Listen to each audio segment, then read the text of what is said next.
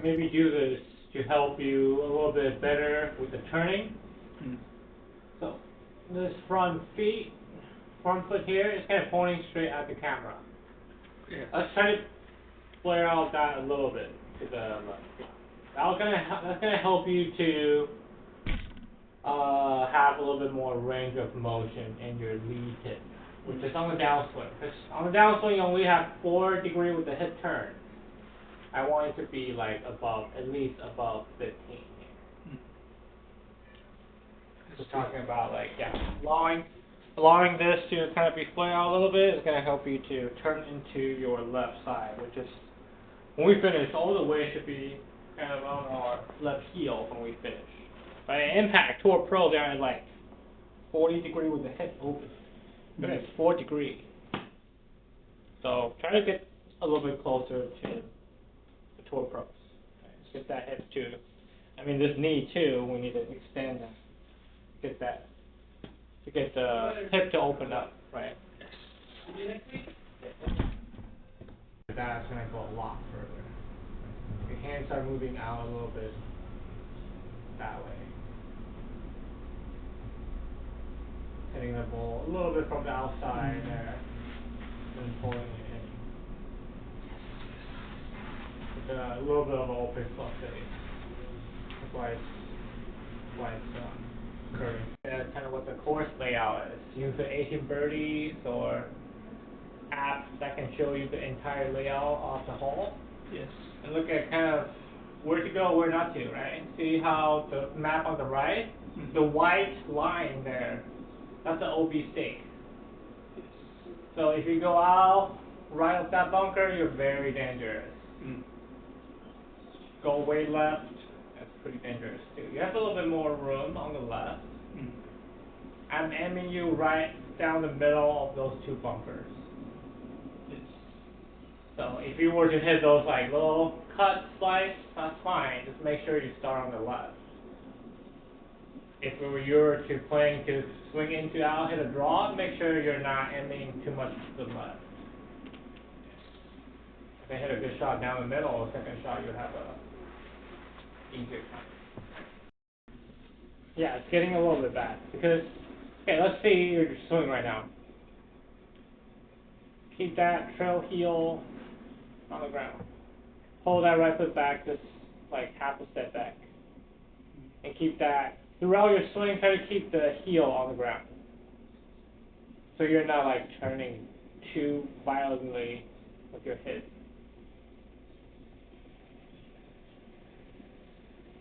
Do you kind of see what I'm saying here? Yeah. This is coming off the ground too quick.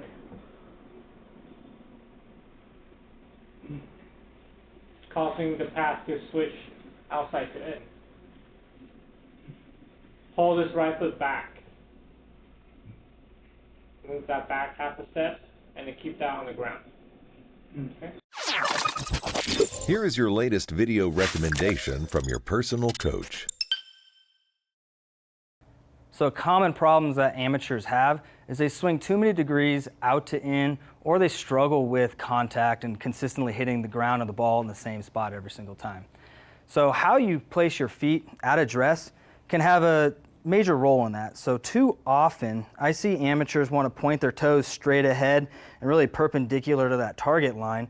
And what that really does is that in the backswing, that's going to restrict how much you can actually turn this hip, and that's going to cause a lot of those out to in swings, some of those slices and those problems.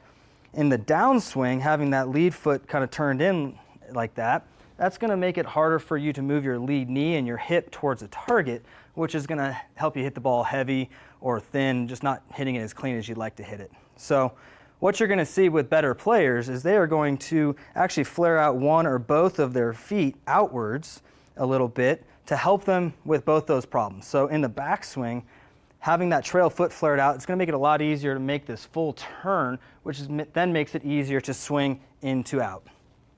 And in the downswing, having that lead foot flared open, it's just going to make it easier to move the lead knee, move the hip towards the target, helping to make contact much more consistent. So just like anything else, go ahead and start slow. And if you're recording yourself either in the bay or on the range with the app, just take a look at the video and just make sure that you can see kind of the inside parts of your feet right there. That'll show that you have some amount of flare in the toes. So get used to kind of looking down at that and taking some practice swings. Get used to how that body wants to move with the feet flared open, and then go ahead and start hitting some balls. And if you can do this well, that'll go a long way to helping you out with your slicing problems, as well as helping you hit the ball better. For questions, please refer to your web lesson notes or contact your personal coach. We look forward to seeing you after your next lesson. Here is your latest video recommendation from your personal coach. Are you struggling with slicing the ball? It's going off to the right, maybe out of bounds, losing a lot of balls recently? Well, the problem could be related to what you're doing with your wrist bends, and let me explain. Now, when you're moving throughout the golf swing, you want to make sure that you're not extending that lead wrist as much as you may be doing. You can see what that's going to do to my club face when I go into extension on the lead wrist. Now, if I go into flexion, you can see a little bit more of a different face angle, especially when I'm changing that lead wrist position. And now again, if you continue to slice, you probably have this lead wrist extension way too much throughout your entire swing. It can even cause a whole lot more issues by the time you get to impact, where that lead wrist extension is actually causing that handle to lean backwards, adding loft to the club. It's going to cause a lot of issues and a lot of chaos when you're actually hitting the ball. So I got a drill for you to start working on the proper wrist positions to be able to start drawing the ball a little bit more. Now, if you have a good book at work, at home, you can do this drill. What I want you to do is you're going to grip the spine of the book like you normally would with a golf club. You're going to set up just as normal, and during the entire swing, I want you to try to keep the cover of the book against your lead forearm. If the cover of the book starts to go to the trail forearm, you're getting back into that lead wrist extension, and we want to promote more flexion throughout the swing. So a good book can go a long way to fixing your problem with your game. For questions, please refer to your web lesson notes or contact your personal coach. We look forward to seeing you after your next lesson.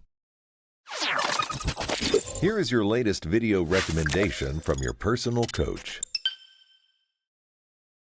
A problem that's not talked about a lot in golf is just how you move your arm across and then off your chest throughout the swing. You do this, and it does play a part in how you hit the ground, how fast you swing, and even how you manage to face the path throughout the follow-through. The slowest and worst way to do this is to try to keep your arm pinned against your chest like I'm demonstrating here, and then try to turn into the follow-through. The butt of the club just doesn't move towards the target, which is why you tend to struggle with where you hit the ground, and then it moves at a slower rate, so it just slows everything down. So if that's something that you think you struggle with, here's an exercise that you could do just to try to get started at solving this problem. We'll start without a ball, as always. Keep your feet staggered, just like I'm demonstrating here. Now, several things about why I'm doing this is that if I keep this trail foot staggered, and then I keep my heel down throughout the swing, that's going to limit how much I can turn into the follow-through and then force me to move my arm off of my chest. That's the intent. So get started this way without a ball. We're going to make some swings and just pay attention to really two things: how it feels moving the club, but then how it feels to keep that trail heel down. If you're using the video to practice this, that would be the piece that you really want to dial into, is the foot staying down throughout the follow-through. So make a swing. Don't have to go fast. You'll notice I can't really turn very far into the follow-through. The only way to get the club further into the follow-through is just to keep pulling my arm off the chest like I described earlier. Do that until you get a feel for it. Then when you're ready, go ahead and begin hitting some shots with this. This is an exercise that you can hit shots with. It's okay to do at the range as well. So go ahead and do like I'm doing. I'm just kind of punching shots out. I'll notice I picked my heel up a little bit too much on that one. So if you find yourself doing that, keep practicing it, paying attention to your trail heel, and just making the club get as far into the follow-through as you can. And if you can do that, you're definitely pulling your arm off your chest at a much faster rate. So that's the piece of watching video. As for ball flight, ultimately, if you're having this problem, it should help you with where you hit the ground, so the shot should feel a little bit better to you, a little bit more solid, as well as going a little bit further. For questions, please refer to your web lesson notes or contact your personal coach. We look forward to seeing you after your next lesson.